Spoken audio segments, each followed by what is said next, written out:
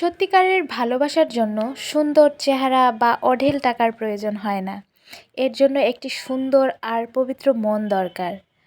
ভালোবাসি বলা সহজ, কিন্তু ভালোবেসে কারো পাশে সারা জীবন থাকাটা সহজ কথা নয়। সবাই ভালোবাসার মর্যাদা দিতে পারে না। সত্যিকারের ভালোবাসা সেটাই, যেটা আপনাকে কঠিন সময়ে ছেড়ে যায় না। ভালোবাসাটা শখ বা বিলাসিতা নয়, ভালোবাসা একটা মানুষের নিঃশর্ত অনুভূতি। Hey everyone, আসসালামু আলাইকুম, welcome back to my new another blog. বরাবরের মতো সিম্পল একটা ব্লগ নিয়ে আপনাদের সামনে চলে এসেছি। ভাবলাম আপনাদের সাথে শেয়ার করি কি করেছি আজকে। প্রতিদিনের মতো আজকের দিনটাও খুবই সিম্পলভাবে কেটেছে। তো সকাল সকাল আমি আমার মিনি অ্যাকোরিয়ামটা ধুয়ে নিচ্ছি। অনেক দিন আলসামি করতেছি, এটা ধোয়া হচ্ছে না। অনেক বেশি অপরিষ্কার হয়ে গেলে আবার মাছগুলা মরে যাবে, এই জন্য আজকে এই মিনি অ্যাকোরিয়ামটা ধুয়ে নিলাম খুব ভালোভাবে। তো ধোয়ার পরে জায়গাটা জায়গায় রেখে দিয়ে তারপর মাছদের আমি খাবার দিলাম, কারণ আজকে সকালবেলা খাবার দেওয়া হয় নাই ওদের, ক্লিন করব বলে। তারপর আমার কাজে আমি চলে এসেছি। রান্নাঘরে একদম কালকের থেকে কাজ করা হয়নি, সব বাসনগুলো একদম জমে গেছে। তো তাড়াতাড়ি করে আমি এই বাসনগুলো ধুয়ে নিচ্ছি, কারণ আজকে আমার অনেক বেশি কাজের পরিমাণ বেশি। কয়দিন যাবৎ খুবই আলসামি করতেছি, কাজ করতে আমার একদমই ভালো লাগছে না, কেন জানি না। তবে কাজ ফেলে রাখলে অনেক বেশি কাজ জমে যায়, তো আমার তো তাই হয়েছে। আর এই বাসনগুলো আমি ক্লিন করে বারান্দায় রোদে শুকাতে দিয়েছি, তাহলে এই পানিগুলো ঝরে সুন্দরভাবে শুকিয়ে যায়। তখন এই বাসন হাঁড়ি পাতিলগুলো ইউজ করতে অনেক বেশি ভালো লাগে। তারপর ওগুলো সব পরিষ্কার করে ঘর দোর মুছে ঝাড়ু দিয়ে আমি রান্নায় চলে এসেছি। তো ভাবছিলাম যে আজকে কি রান্না করব এই ভেবে ভেবে সবজির ঝুড়িটা নিয়ে এসে সাথে ডিম নিয়ে আসলাম। নিয়ে এসে আমি যে সেই দিন লাউয়ের পাতা আর ডাঁটা রেখেছিলাম, এটা আমার অনেক পছন্দের। তো ভাবলাম যে এটা আজকে রান্না করব, আর ডিম দিয়ে ফুলকপি দিয়ে একটা তরকারি রান্না করব।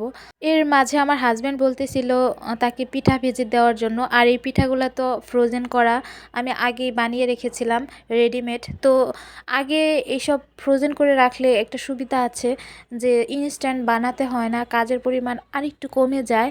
তো এই জন্য আমি এই পিঠাটা এখন ভেজে নিলাম। আর পিঠাটার মাঝখান থেকে আমি কেটে দিচ্ছি, কারণ হচ্ছে অনেক গরম থাকে আর পিঠাটার ভিতরে অনেক রসালো।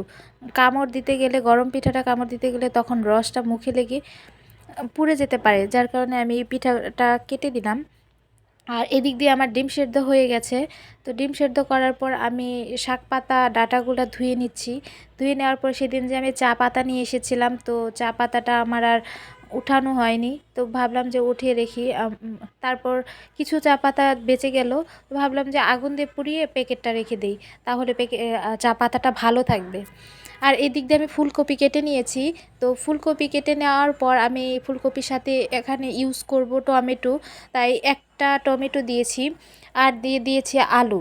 আর বেশি কিছু আমি এখানে এই তরকারিতে ব্যবহার করব না, কারণ এটা আমার হাজব্যান্ডের তরকারি। ও মশলা সবজি একটু অন্যরকমভাবে খায়, আমরা যেভাবে খাই ও অন্যরকমভাবে খায়। এর জন্য ওর জন্য আমি আলাদা তরকারি রান্না করছি, আর আমার জন্য একটা স্পেশাল আলাদা তরকারি রান্না করব। আর এই দিক দিয়ে এই মিনি প্যাকগুলো নিয়ে আসা হয়েছিল, এগুলো ওঠানো হচ্ছিল না, তো উঠেই রাখলাম। আর আমার এই মিনি প্যাকের চা চা কফি বলেন সব কিছু আমার খেতে ভালো লাগে কেন জানি। তারপর সব কাজ সেরে আমি এখানে রান্নায় চলে এসেছি। তো ডিম দিয়ে ফুলকপির তরকারি রান্না করব, আর এখানে আমি বাটা মশলায় যেহেতু রান্না করব, তো আমি তো সবসময় বেশিরভাগ টাইম আমি বাটা মশলাই তরকারি রান্না করি। আর বাটা মশলাই তরকারি রান্না করলে তরকারির টেস্টটা অনেক বেশি ভালো আসে। আর এই তরকারিতে মশলা একদমই হালকা হবে, হলুদের গুঁড়া আর মরিচের গুঁড়া একটু পরিমাণ দিয়েছি, 1 চিমটি। এটা না দিলেও পারতাম, তারপরেও দিলাম, ভাবলাম যে আমিও একটু খাবো এই তরকারিটা, এই জন্যই দিয়েছি। তো তারপর কষানো হয়ে গেছে, পানি দিয়ে দিলাম। দেওয়ার পর বেশ কিছুক্ষণ পর এখানে আমি নামানোর বেশ কিছুক্ষণ আগে এখানে ডিম দিয়ে দিয়েছি। আর এই পর্যায়ে আমি নামিয়ে ফেলবো। তো এখানে আমি ধনিয়া পাতা ব্যবহার করলাম, করার পর এই তো আমার এই তরকারি রেডি। তো আমি যে এখন তরকারিটা রান্না করছি এটা আমার মোস্ট ফেভারেট, কারণ হচ্ছে এটার মধ্যে আমি আমার মনের মাধুরী মিশিয়ে রান্না করব। সেটা হচ্ছে মরিচের গুঁড়া, হলুদের গুঁড়া, যত রকমের গুঁড়া মশলা বাটা মশলা আছে সব দিয়ে এই লাউ পাতার ডাঁটা, আলু আর শুটকি দিয়ে এই তরকারিটা রান্না করব। এটা আমার খুবই পছন্দের। এটা তো শুধু আমি একা খাবো, কারণ এটা আর কেউ খাবে না, যার কারণে অল্প পরিমাণে রান্না করেছি আর এটা শুধু আমি একাই খাবো।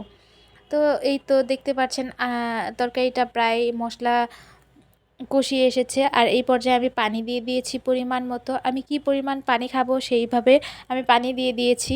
দেওয়ার পর এই তো পানি প্রায় শুকিয়ে এসেছে। এই পর্যায়ে আমি ইউজ করেছি ধনিয়া পাতা। ধনিয়া পাতাটা দিলে এই তরকারির টেস্টটা আরও বেশি ভালো আসে। আর দেখতে পাচ্ছেন এই তো তরকারির ফাইনাল লুক। তরকারিটা কিন্তু অনেক বেশি মজা ছিল। যাই হোক, সব কাজকর্ম সেরে খাওয়া দাওয়া করে রেস্ট নিয়ে আমি বিকালবেলা এখানে চলে এসেছি মুড়ি মাখাতে। আর মুড়ি মাখাটা তো জানি সবারই অনেক বেশি ভালো লাগে, আর আমার কাছেও অনেক বেশি ভালো লাগে। আর এই মুড়ি মাখার সাথে আমার চাটা লাগে। তো আমরা একদমই শেষ পর্যায়ে চলে এসেছি আমার ব্লগের। আমার ভিডিওগুলো আপনাদের কেমন লাগে অবশ্যই জানাবেন। সবাই ভালো থাকবেন, সুস্থ থাকবেন। আজ আসি, আল্লাহ হাফেজ।